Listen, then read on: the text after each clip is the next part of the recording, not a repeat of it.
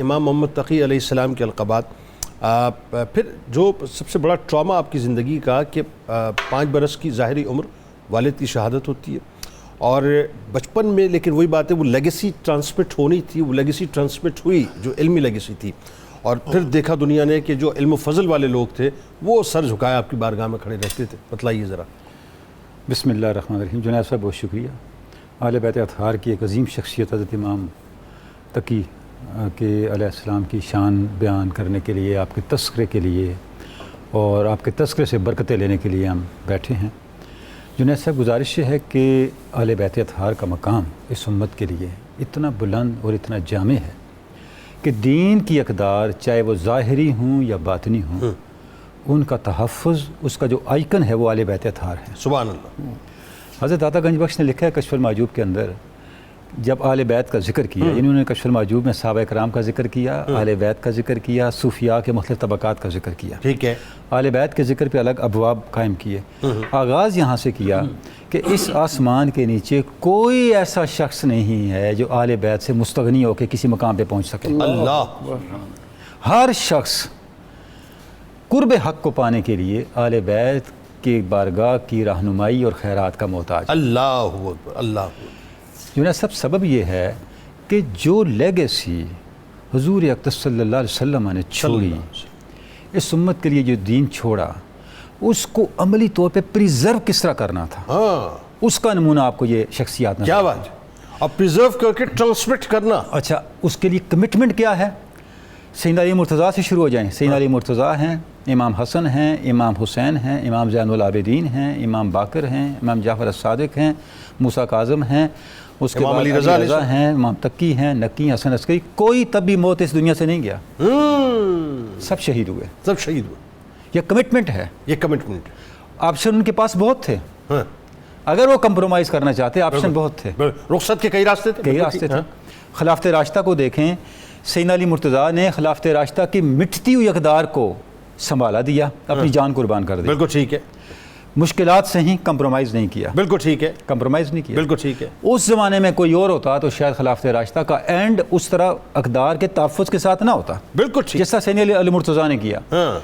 بعد میں اس سسٹم کو، ان ویلیوز کو، اس تعلیم اور اس میسج کو آگے ایک تحفظ کے ساتھ بڑھایا ان شخصیات نے. بالکل ٹھیک. جب آپ امام تقی پہ آتے ہیں، آپ کی کل عمر 25 سال ہے. بالکل ایسے 24-25 سال. بھئی اتنی عمر میں تو آج ہمارے نوجوان میچور نہیں ہوتے. آپ اتنی عمر میں امامت کے فرائض ادا کر کے اس دنیا سے گئے. سبحان اللہ. آپ تصور کریں. سبحان اللہ. سبحان اللہ. یعنی شخصیت کیا ہمالیائی شخصیت ہے. اللہ. کیا بطل جلیل ہے وہ. اللہ کہ اللہ رب العزت نے اتنی تھوڑی عمر میں ان سے کتنا بڑا کام لیا. اللہ اکبر.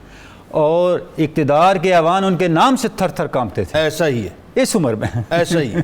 ایسا اور ہی. کیا کچھ نہیں کیا. بلکہ وہ تو کمسنی کی عمر سے جو ہے انہوں نے تو ہلانا شروع کر دیا تھا. کمسنی سے اس لیے نا کہ جب امام علی رضا نہ رہے تو ان کے نائب یہ تھے. بالکل ایسا. اب وہ سارے فرائض امام تقی ادا کر رہے تھے. جی. تو انہوں نے امام تقی کو اپنے خاندان کا حصہ بھی بنایا، اقتدار کے لالچ بھی دیے، سب کچھ کیا. اصل بات. لیکن امام تقی علیہ السلام نے کسی چیز کو جو ہے وہ اس کو درخور اعتنا نہیں سمجھا. بالکل. اور کمپرومائز نہیں کیا. اس فرض منصبی پہ، اس کمٹمنٹ پہ جو بوجھ ان کے اوپر، جو ذمہ داری کا بوجھ آیا تھا. بلکہ دیکھیں نا وہ جو آپ کا لقب کانے ہونا ہے. اچھا اب اس پہ آ جائیں. قناعت ہی تھی نا کہ آپ نے سب کچھ ہونے کے باوجود جو ہے. اچھا اب آپ کے القاب اس چیز کے گواہ ہیں. ایک چیز کا بار بار ذکر ہوا، برکت کے لیے میں بھی ضرور ذکر کرنا چاہوں گا. ساری القاب کمال ہیں، لیکن ایک لقب جو آپ کا کہہ سکتے ہیں وہ فیضان سورہ کوثر ہے. آپ مظہر فیضان سورہ کوثر ہے. سبحان اللہ. سبحان. سبحان. کیا بات. ٹھیک ہے نا.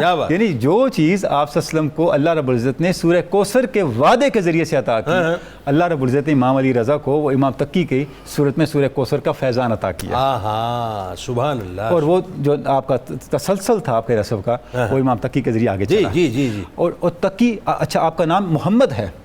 جب آپ کی ولادت ہوئی تو امام علی رضا نے آپ کا نام محمد رکھا. کیا بات ہے. اور جو القاب ہیں، القاب کیا ہوتے ہیں؟ وہ آپ کی شخصیت کے ٹریٹس کو ہائی لائٹ کرتے ہیں. ایگزیکٹلی ایسے. وہ آئیڈینٹی ہوتی ہے. جو مختلف شیڈز ہوتے ہیں ان کو ہائی لائٹ کرتے ہیں کہ آپ میں کون کون سے فیچرز ہیں، کون کون سے کمالات ہیں، آپ کی شخصیت کے فیچرز کو پراؤڈ کرتے ہیں. اب سب سے بڑا تقی کا مطلب کیا ہے کہ آپ مظہر تقویٰ تھے. آپ اللہ اور اس کے احکام کے اوپر کی چلتی پھرتی تصویر تھے. کیا بات ہے. آپ ذکی تھے.